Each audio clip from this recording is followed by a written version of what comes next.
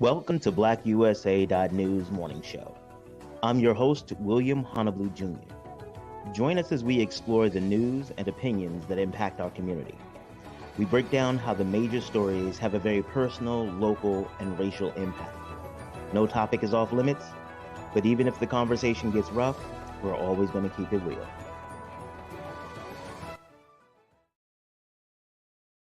Greetings and salutations, all my people out there in internet land. I am William Honolulu Jr., and I have the privilege and honor of serving as the host of the Black USA News Morning Show. Today is Monday, May 16th, 2022. We're going to do a little something different today. I'm going to talk, first we're going to talk a little bit about some of the shooting that happened in Buffalo this weekend. I think it'd be irresponsible of us not to at least address it and the implications of this shooting when it comes to this replacement theory that a lot of these fringe white people are on, and not even just white people, it's terrorists, that these terrorists are on. And then we're going to talk about the Impact Pipeline. It's a project that I've been working on for the last couple of years. And I was sharing it with some friends, and they said, like, why don't you share that with the audience? Why don't you share it on your show? So I was like, you know what? I'm going to go ahead and do that. I'm going to share it with my audience, and I'll get you all's feedback. See if you all like it, if you think it has a place or what have you. I'm trying to get things, adding the setting right. But like we always start off, I want to give a big shout out to the super producer, Kyle Crazy Horse Morgan, and our assistant producer, Brandy Raymar. Really grateful to have them on squad. Additionally, want to give a big shout out to a new member of the team, my personal assistant, Ace Boom Coon. We go back like babies and pacifiers. Miss Grace Oweka. She is joining the team and has already added significant contributions. She's going to be working with us on an art show and really helping to push us in a better direction. Yo, when I tell you I know some dope people, and all you got to do is call them and they are on board. They understand what our communities need and are really always ready to step up and answer the call. It's a wonderful thing to have in your life. So let's just get to it. As many of you all may know, there was a shooting in Buffalo this weekend at a store called Tops in a predominantly African-American area. The gunman apparently drove like 3 hours to get to this particular area in Buffalo. I think drove from Pennsylvania 3 hours to go to this grocery store. He got out. He had military grade weapons. And some of them were modified. So he bought a gun in Pennsylvania legally and then modified it in New York illegally so that it could kill the most people. There were 13 people that he shot. 10 of them died. I'm sorry, I think it's 11 people died. 11 people shot. 13 people shot, 11 died, and 10 of them were African Americans. He hunted us. It wasn't that this was a protest. This wasn't that this wasn't a place. This was nothing. This was a grocery store where Black people came to buy food. We came to buy food, and he decided that he wanted to hunt us. This isn't the first time that this has happened. In Charleston, South Carolina, white man came in to the church and worshiped with them. He sat and prayed with them. Then he got up and came back and murdered them. In New Zealand, same thing. Pittsburgh, a synagogue. white guy walked in, because Jews are going to replace these terrorists too. You know, it's really funny that they talk so horribly about the Islamic radicals and terrorism, but you know what? I don't go to the grocery store and am afraid of getting blown up or getting shot by a suicide bomber or blown up by a suicide bomber. I don't worry about that. But the reality is, I have to be worried as a black man everywhere I go.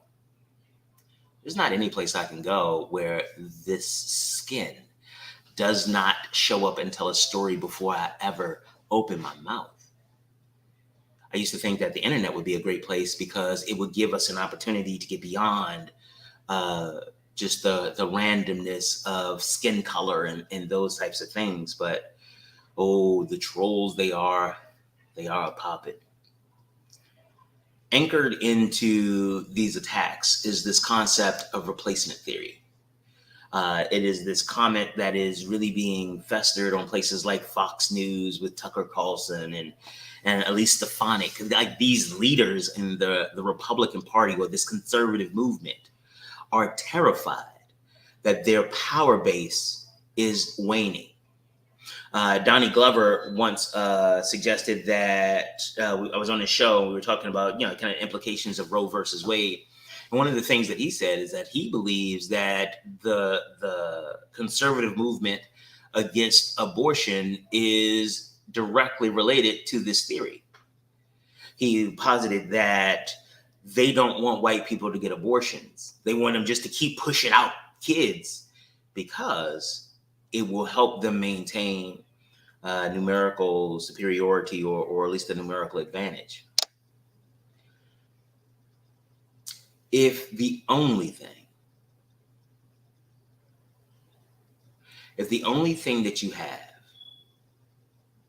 to maintain your power is the use of force and the fact that people will follow you on it, you should really reconsider. And I realize that doesn't even make sense to say to them. They're not going to reconsider. They believe this. I mean, this cat who came to the grocery store, he was 18 years old. 18 years old, had the resources to get weapons, resources to travel. Hell, I know kids who live in Baltimore who have never been able to make it to New York, and that's 3 hours away.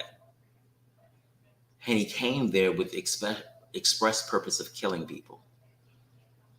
And came well prepared too. Like one of the guards actually got a shot off and hit him, but he had on so much body armor it hurt. But he responded to the guard and killed him.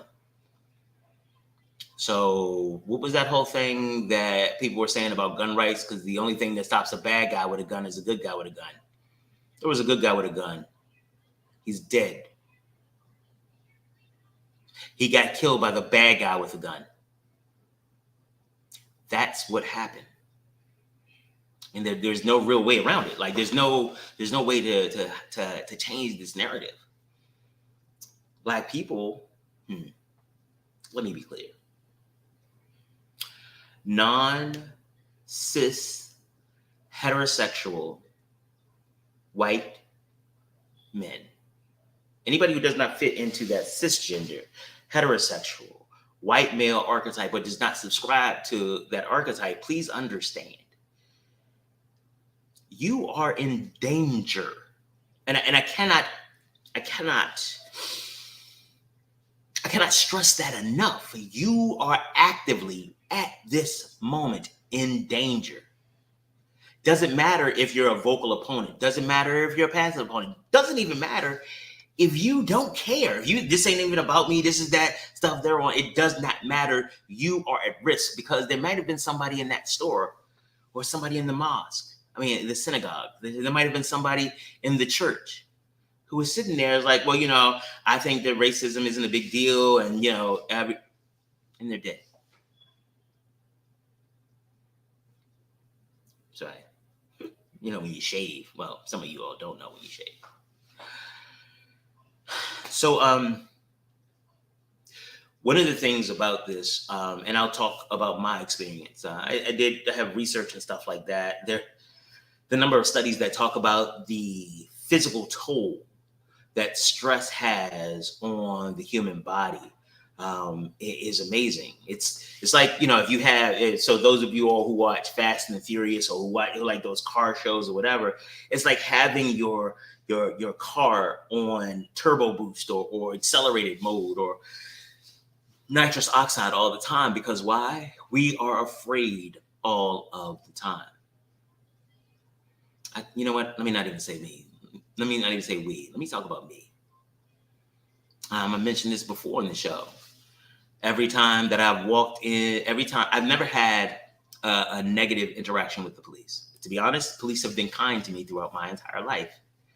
But every time there's a police officer, I see lights in my rearview mirror, whether they're for me or not, there's a moment where I get gripped by this fear, because those lights literally can end my life with me doing nothing wrong. Has that happened to me? No, it's not my primary experience, but this is part of the consciousness I walk around with daily. And I think that people need to understand that and recognize how these types of incidents really lead to this additional stress on Black bodies. Now, when I go to the grocery, honestly, real talk, I've not been I've not been against guns or whatever. I believe in a well-regulated militia, and I think that's part of the problem. But honestly, I'm thinking I need to start carrying heat. Would I be able to get off a shot or anything, or would it make a difference? Probably not.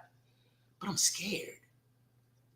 Go to the grocery store, drive down the street. And now I'm also, one of the reasons that I've not gotten one before because of my skin. If I'm gonna be honest, one of the reasons that I've stayed away from purchasing a gun is because in my mind, what I've seen, a Black man with a gun, a Black man with something. Wow, how many times I have to change this phrase? A Black person with something that could possibly be misconstrued as a gun is dead. Tamir Rice is in a Walmart parking lot, a 13-year-old kid. Police thought he had a gun, killed him. Both in John walked into he's sitting in his apartment. A white woman walks into his apartment. A police officer walks into his apartment, sees him sitting there, discharges her weapon and kills him, thinking she was in her apartment. Okay.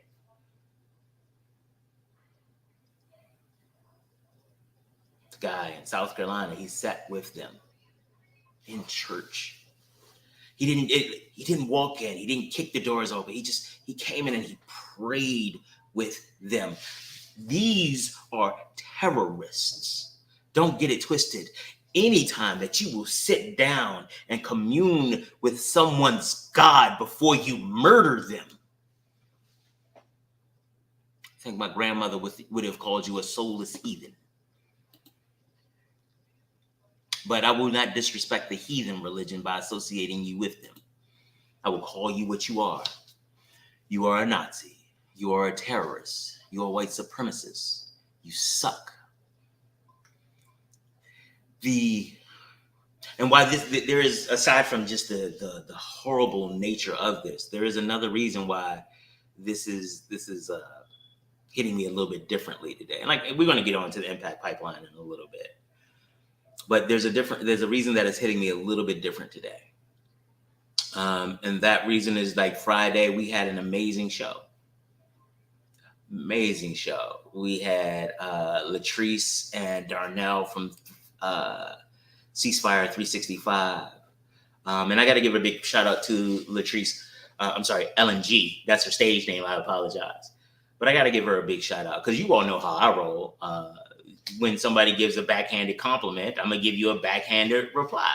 So they were talking about how people would show up and talk to them in the community or in rooms. And I told them, anytime they give you a backhanded compliment, tell them, fuck you.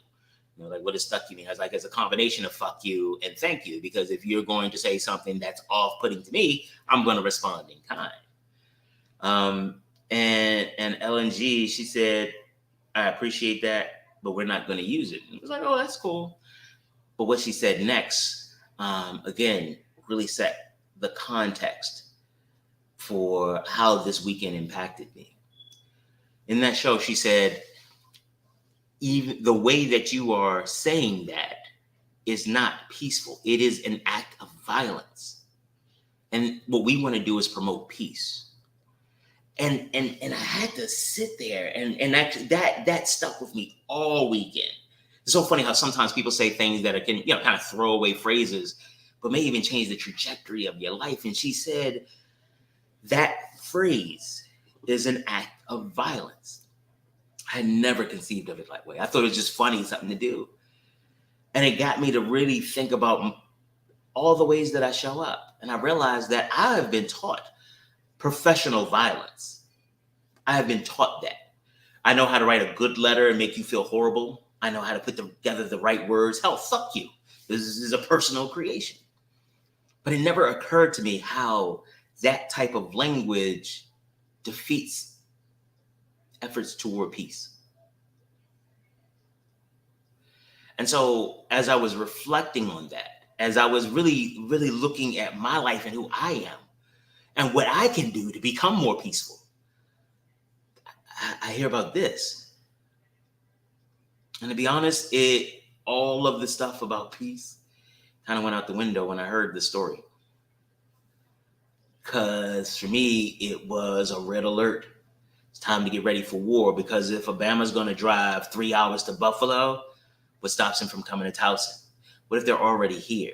This is what I have to live with now. Not now. This is what I have to live with. It's not new.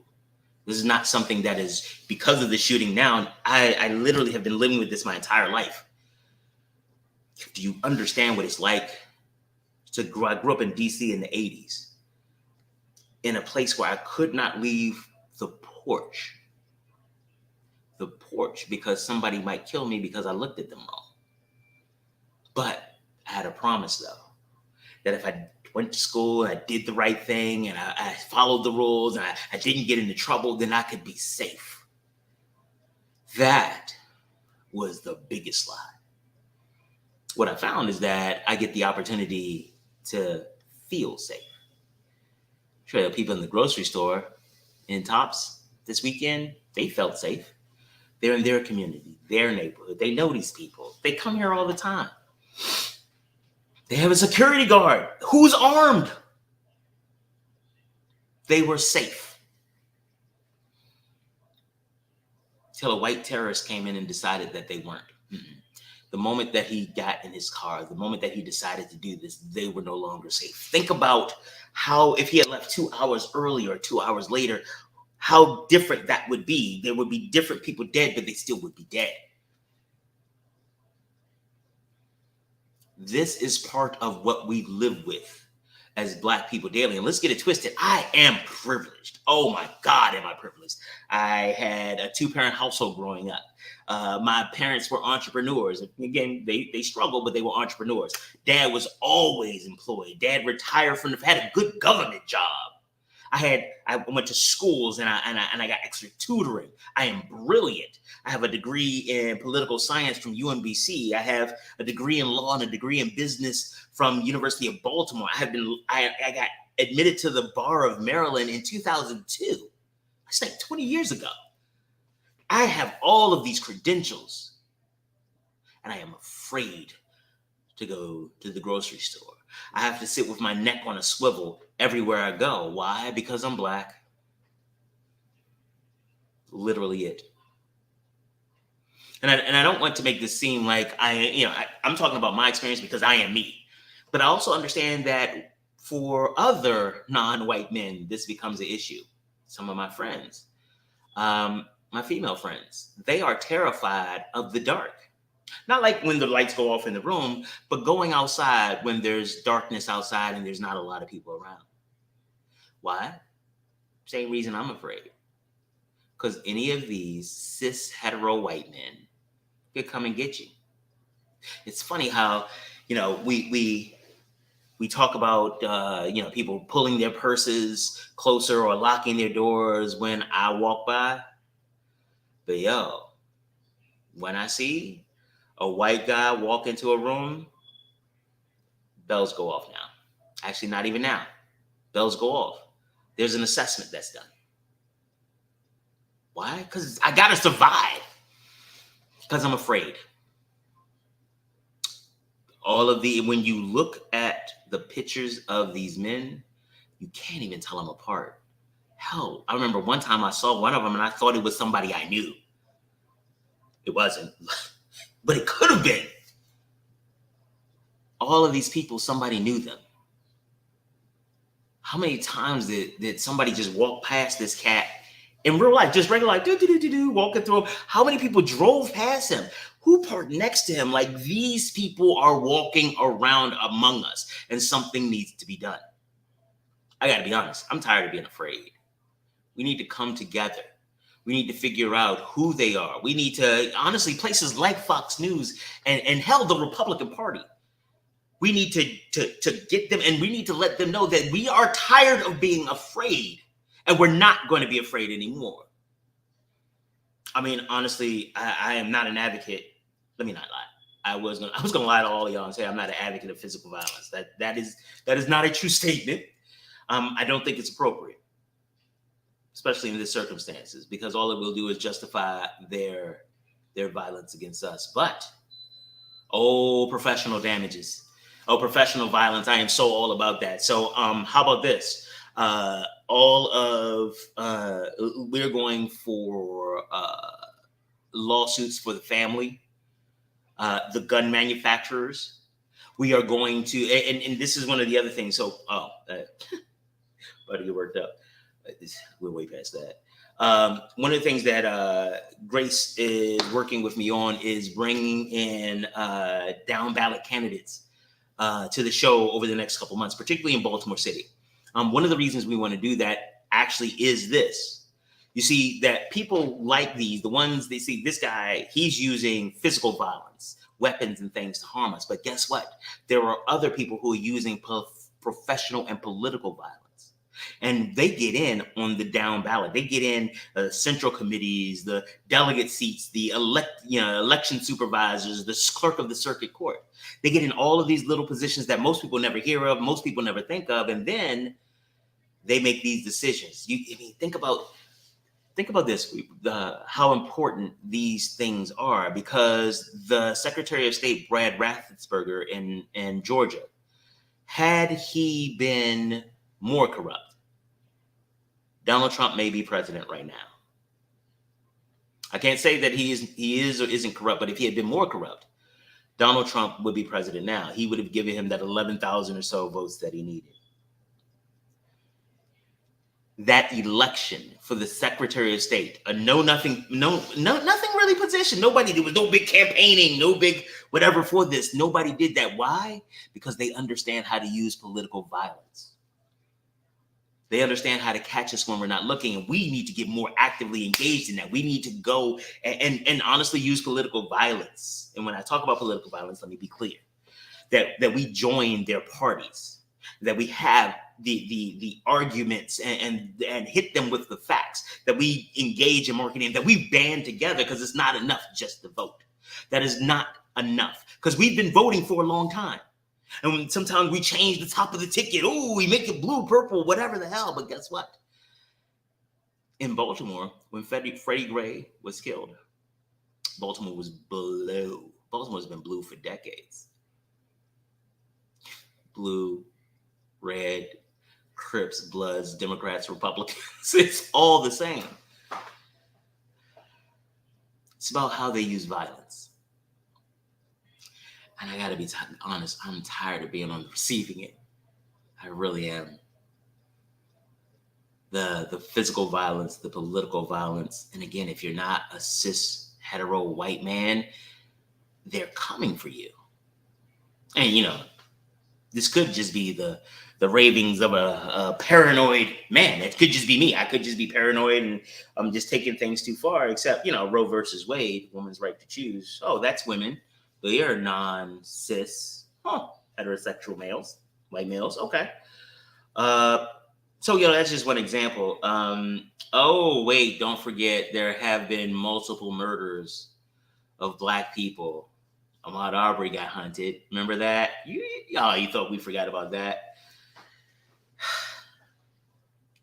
It is a rough way to live, and I'm tired.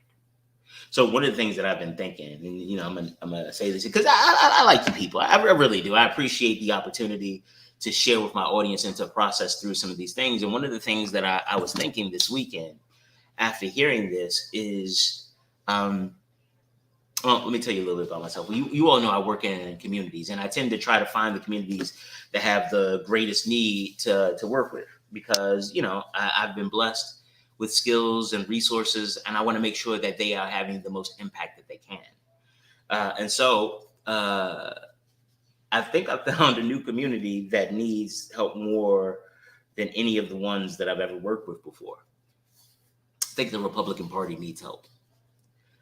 And so I really, especially after this shooting this weekend, and really thinking about how pervasive this replacement theory has become with heads of the party, Stefanik and some of these other people really endorsing it or kind of standing it down and making it a little bit more palatable. I realized that they need as much help as Baltimore does. They are out of control. And so I'm gonna do a little bit more research, think it through, but I think I'm about to change my party affiliation. I've been a Democrat most of my life. No, actually, I've been a Democrat all my life. But it's not that I don't believe in the principles that the Democratic Party espouses. I absolutely do. The Republicans need more help.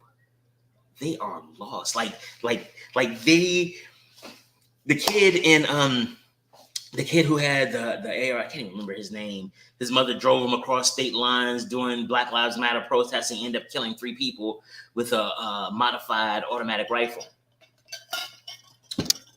He is one of the headliners at their national conventions. And what's happening is that so many people have become disgusted with what they've become, is that they've turned their back on the party, and now it's the inmates are running the asylum. So again, I don't know if you all have some thoughts about that. I would like whatever feedback I can because it's a really big deal. Or is it? The more I think about it, it's like, what is being a Democrat done for me? And not even for me, but like, how have I been able to help that party affiliation? How have I been able to help other people?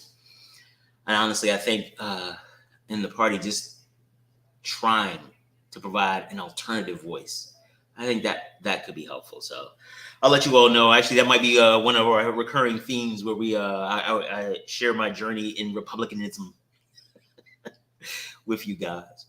But this weekend, this whole story, it hit hard, and the lists of places that you can. Actually, I think somebody did one of these. The list of places that you can't be safe as a Black person anymore. Tend to be like everywhere at this point. Because not the grocery store, not churches, not synagogues, not cars, not your own car, not Walmart parking lots, not your own apartment, not a hallway, not a yard, not an alley, definitely not an alley. Where else can I go? Oh, not the park. Oh, not college dorm rooms either. I can't do that. And then the other part about it is that for me, I live in kind of this duality where not only do I live through a space where I have to be concerned and afraid of white men that show up randomly, I also got to be afraid of poor brown people because of the lack of opportunities, the murder rates, the robbery rates, and things like that. And again, that's one of the reasons I am so grateful that we had an opportunity to have the brother and sister from Ceasefire 365 in. And one of the things that they talk about one of the things that they talked about often was the fact that they had to turn the movement over to the people, because you can't prescribe peace for somebody else. That's not something that makes sense. Oh, I honestly, so I was thinking about that too. I appreciate that comment, Michael. Michael said that we need to come up with our own party, not just Republican and Democrats. I appreciate that. One of the things that we're planning to do a cannabis conference with the Cannabis Party. And one of the things that I think would be very helpful as we think about third parties is that we have third parties that are non-exclusive. Because, in most of the places you can be either Republican or Democrat or something like that. Like, you have to choose. But if you could be, say, like Cannabis Party and a Democrat, Cannabis Party and a Republican, I think that would go a lot further. The reason that I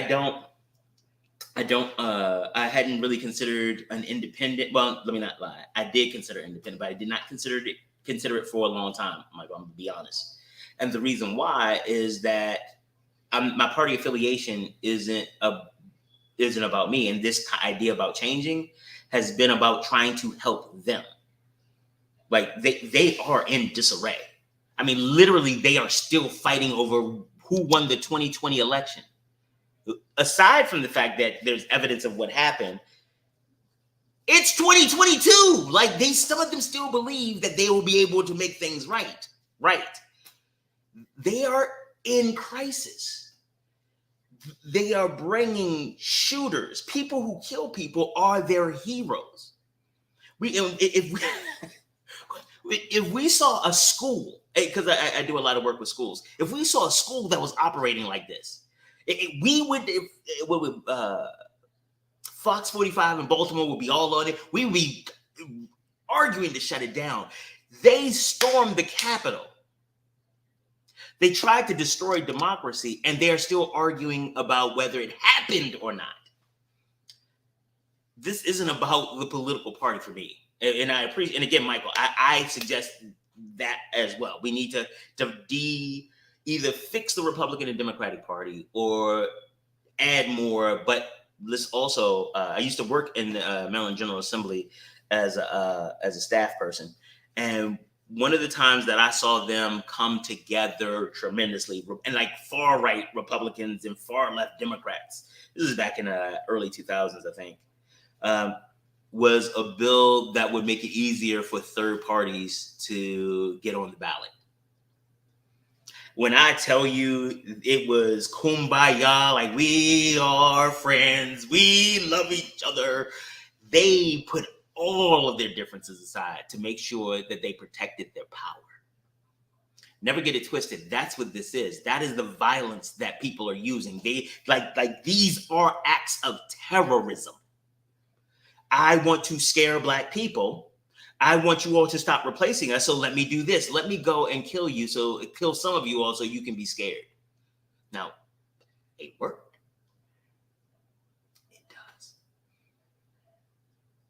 We need to find out how this happened. We need to anybody who is fighting critical race theory. Yeah, this is why it's necessary. Not in elementary school. It's a friggin' legal theory that is taught in graduate school. This is why it is important to understand how all of these things fit together.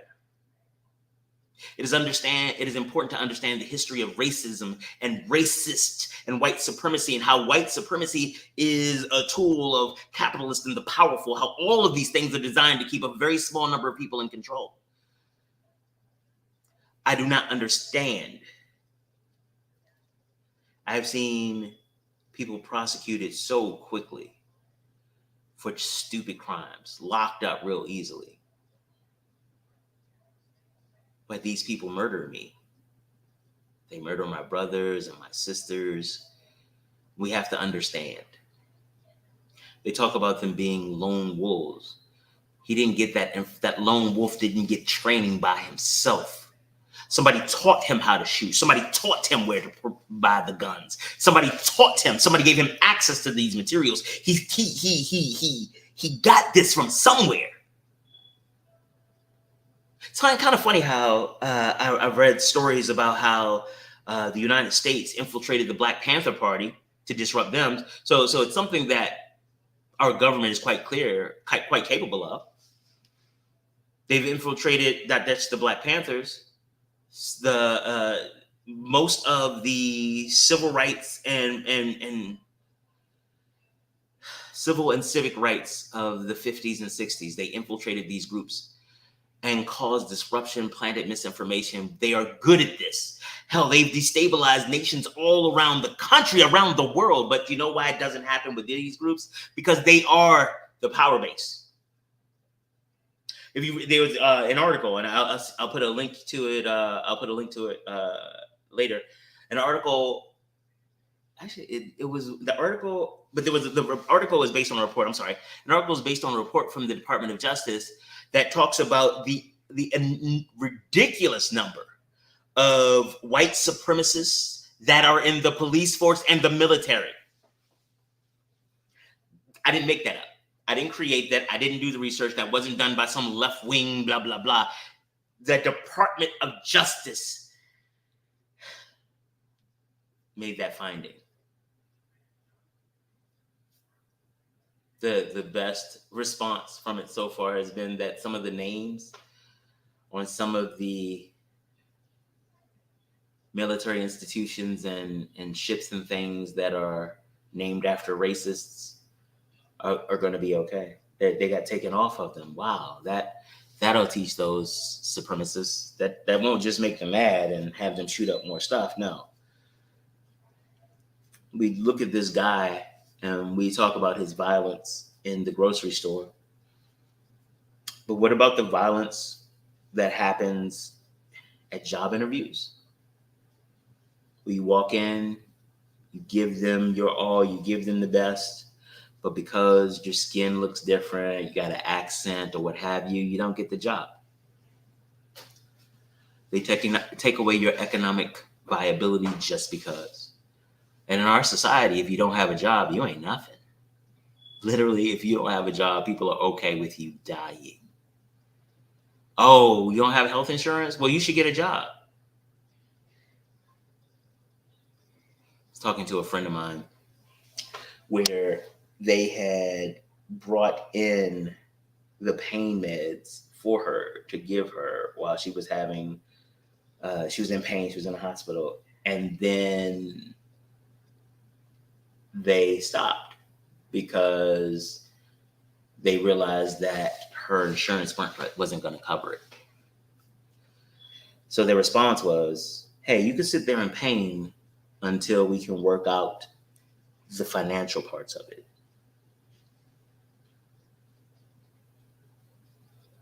That's where we live. That's what we do. And when you end up in a situation where people are valued by their money and not by their humanity, then money becomes the driver. And so if you can keep people poor, and regardless of what gets said, the predominant perspective of African Americans is that we're poor. Hell, let's not even lie. The reality of African Americans is that we're poor.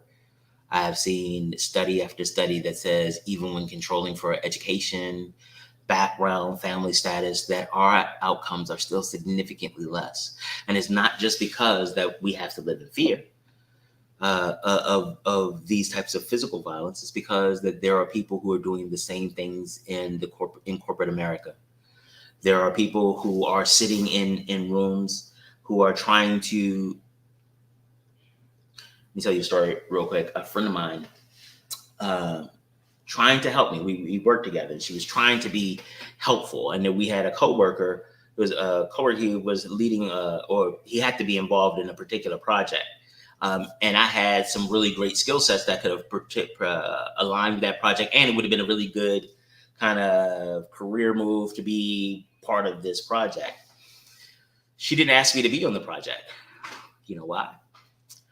Because the dude had to be on the project, and he said slick stuff out of his mouth all the time. And so what she felt is like she didn't want to put me in that situation. She didn't want me to have to be uncomfortable, have to fight that. So even in an effort to try to help the Black guy, she just excluded me. That is how, like, that is what goes on. Like, we always have to be all of the things. I need to let you know that I will stand up for myself, but not enough to make you uncomfortable so I can still get invited to meetings. I will work really hard, but I don't want to work hard enough that you think you could just exploit me. But I need to, it is all of these things. And it's frustrating and it's tiring. Oh, absolutely. Michael says misinformation and fake news is a strategy that works. We need to use from the Donald Trump book. As Black people, we need to use any means necessary to get led as a people. Dude, I am absolutely with you on that. And literally, I've been doing business consulting for like 20 years. And one of the most effective and disgusting sales books I have ever written is the Trump University sales playbook. When I tell you, when you read and you're like, that would work, but oh my God, would I say that? There's literally this point in this playbook where they say to their employees, one of the questions is, well, what happens if you have a mother of three who doesn't have the money and just can't afford it? They literally tell them to look her in the eye and say, can you not afford it? Time is going away, and to be really devoid of that. And part of it is like to really tell them and say that if they're not buying, it's not that they don't think they have money, it's that they don't believe in you. So even in the document, they're trying to like brainwash you about who you are and what your responsibility is. And when I tell you, I find him a disgusting human being, but I use Trump as an exemplar of effective business practices. Because what he did is he did not try to change people's minds. He just tapped into their secrets. So we get taught how we're supposed to show up publicly, which tends to be not who we are privately. So we end up showing up as our avatars. But what he did is he said, no, I'm not going to talk to the avatar. I'm not going to talk to the proper person who says the nice things and is socially appropriate. I'm going to talk to the hood rat, the inner hood rat.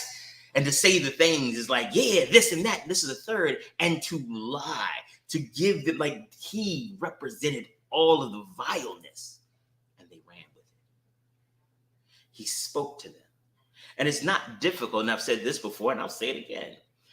He works, his greatest traction is with evangelicals and the undereducated. Sometimes they're the same populations, but those two populations. And I'll tell you why I believe that happens.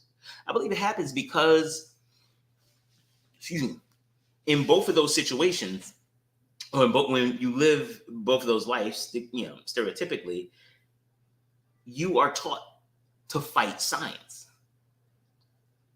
As an evangelical, hell, as a Christian, a regular Christian, you are always taught that there are unseen forces out to get you.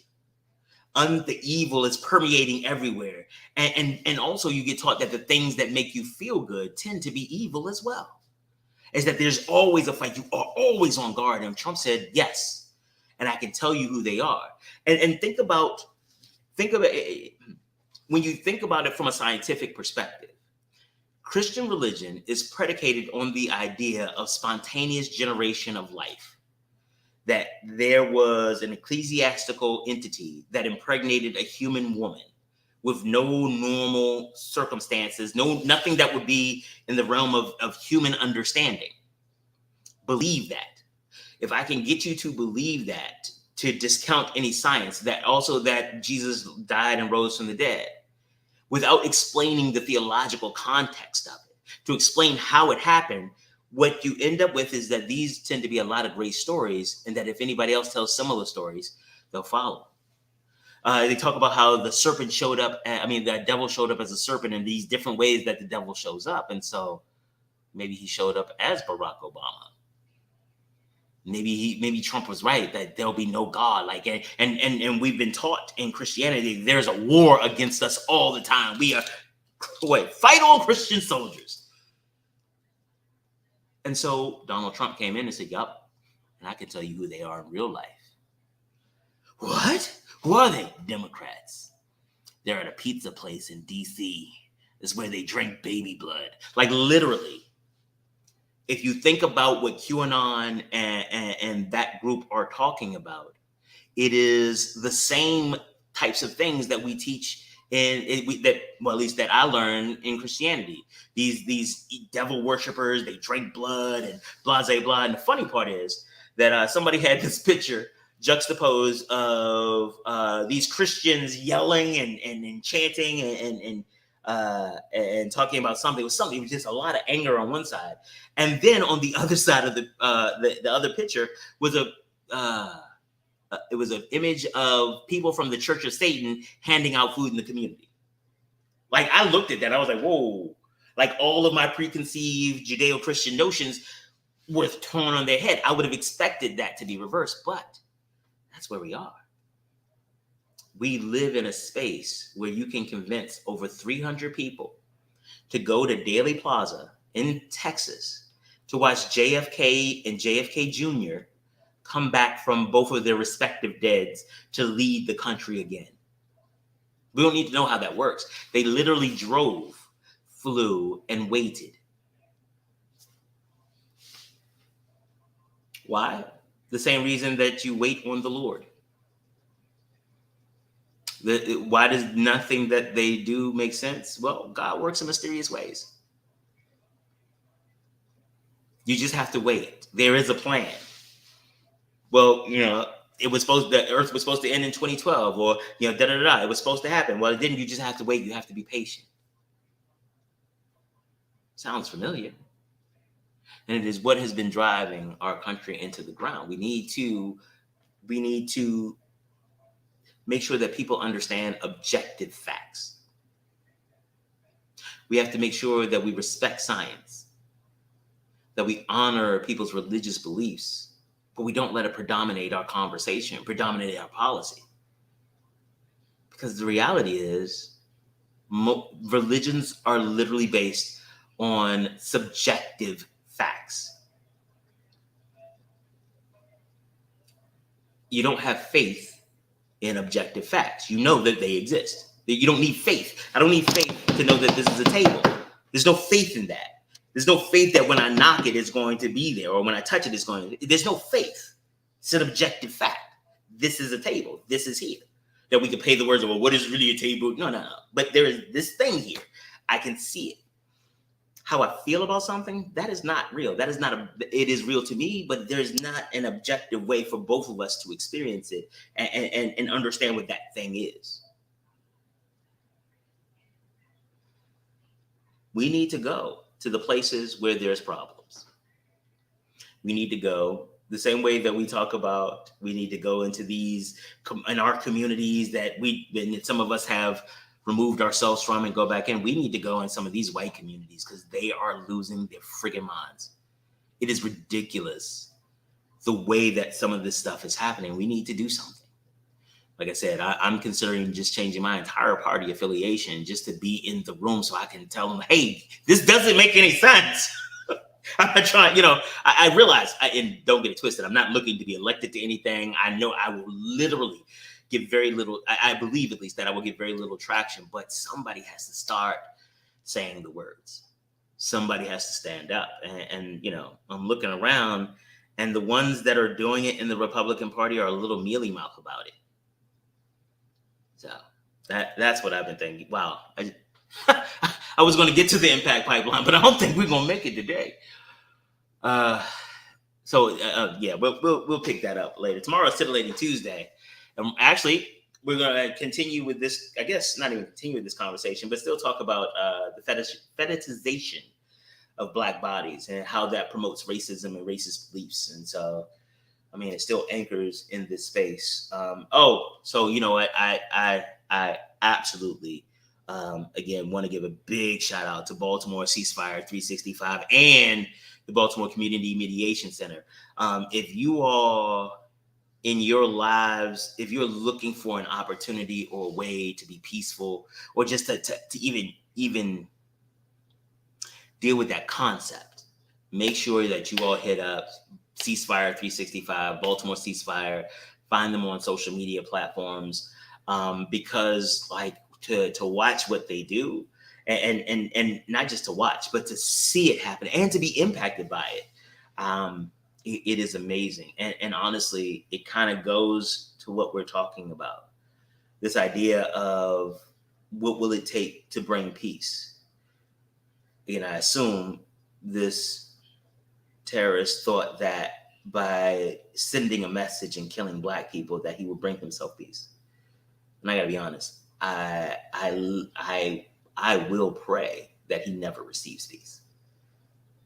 I will hope that he is tortured beyond belief, mentally, emotionally, physically. Is that socially appropriate? Not at all.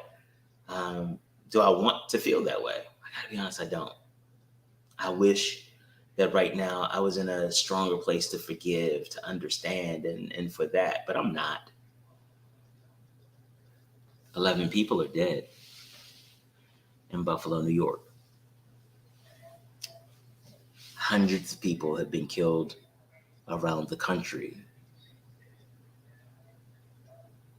Nah, I've lost a lot of the forgiveness that I have left, that I had left. I can't be afraid and forgiving. Like, I can't forgive you for what you're still doing.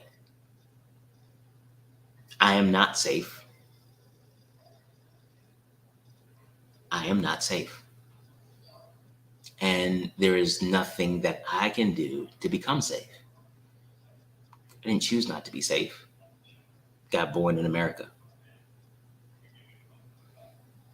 And there's a difference to me, at least, between this, the normal safety, like, oh, I'm taking all the precautions, but to live in a space to know that no matter how many precautions I take, it's not going to be enough. It may not be enough. And it may be. That's the part. You never know if today is the day or if it's not. Do I need to be paranoid today or can I just go through? You never know. Because you're not in control of these decisions. The people who went to Tops in Buffalo, they were trying to be in control of what they got for dessert. How they were going to navigate with the limited resources that we have in America and in our communities, figuring out what food they were going to get, what snacks, because somebody was in there trying to get ice cream they didn't need or something. But can I enjoy grocery shopping anymore? What about driving? Well, no, because if my taillight is out, I could get pulled over, and if I'm not respectful enough, I can get killed.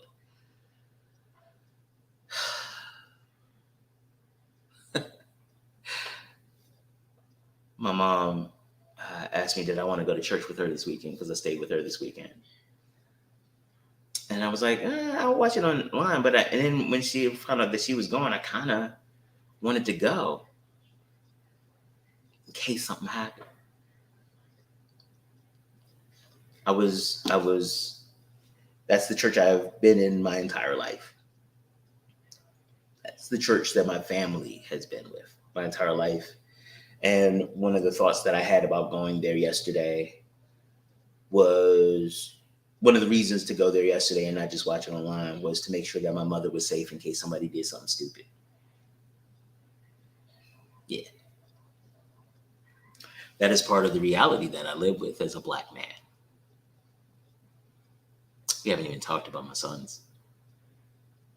My oldest, just do this real quick. My oldest lives in New Jersey. And whenever he comes down, I'm like, hey, just give me a call. I'll come over and get you. He doesn't have a driver's license. But I go get him because I know that he's safe there. Well, especially in the pandemic, the travel with the pandemic has been challenging for me. But to be honest, I like going and getting them from school or bringing them from places because it makes me feel better, because hopefully I'll know something I can help us avoid something, I can keep them safe. But that's just about me feeling a certain way. The reality is that those men are out there every day by themselves making decisions. And I don't know when the next 18-year-old is going to go to the grocery store that they're at. Whether yeah, whether a police officer sees them and decides that they're a threat, or if another brother sees them and think that they're talking to his girl. This is part of the experience. This is part of the reality of. This is one of the reasons that we need to take this way more seriously than, not that we haven't been taking it seriously before, but there needs to be a new level of activity. And I am so grateful for all of the people who have been in the trenches, doing this in the mud for decades. Like, I am so grateful for you, because it is only as good as it is now because of you. So thank you so much for all of you all who've been out there raising awareness to this, for all of you all who've been out there just digging in and helping people understand what's going on, and helping people figure out how to stay safe. Thank you so much. I am grateful for you, and I know you are probably tired and want to break, but on behalf of the community, can I just ask you to fight on for a little bit longer? And for those of you all who have not picked up the fight, I'm asking you to figure out how you can be helpful. Whatever it is that you can do to be helpful, to help move the conversation. And you don't need to take on, the massive weight and go out and just maybe tell somebody. Or if you see something, call somebody else out on it. If you see an opportunity for somebody to get funding, or somebody to help develop our communities, like, do that. If you have an opportunity to ask candidates some real questions about what they're going to do about this issue, do that. And hold them accountable to it. Because right now, we are way too comfortable. People are way too comfortable saying on one hand what they're planning to do if they get into office, and then as soon as they get in, whether it's the Supreme Court, a presidency, governorship, delegate, senator, things change. We don't need any more promises. We need action. And I'm asking all of you out there to act. Whatever it is. Whatever it is, do something. People talk badly. Sometimes people talk badly about those who go out to help the homeless or help other people and take pictures of it. Do I think it's crass? Sometimes. But what I also do recognize is that some of those pictures are the only thing that encourages other people to go out and do it. Oh, I saw this person out there, I'm going to go out there and do it. There's a portion for all of us to play. But this is an active job. This isn't like, you turn in a vote and come back 2 years, 4 years later and see how your vote worked out. No, this is not an investment. This is a job. Citizenry, civic engagement is a job. And the more that we do not show up for work, the more that the people who do are going to make the decisions about our environments.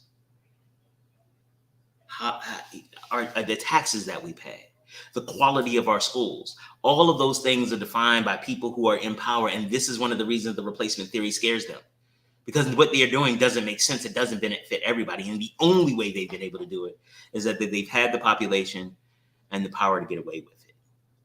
Let's take it. Talking about an active campaign to take white power. You down? Are you down? That's my question. I think I'm going to be in the business of taking white power, because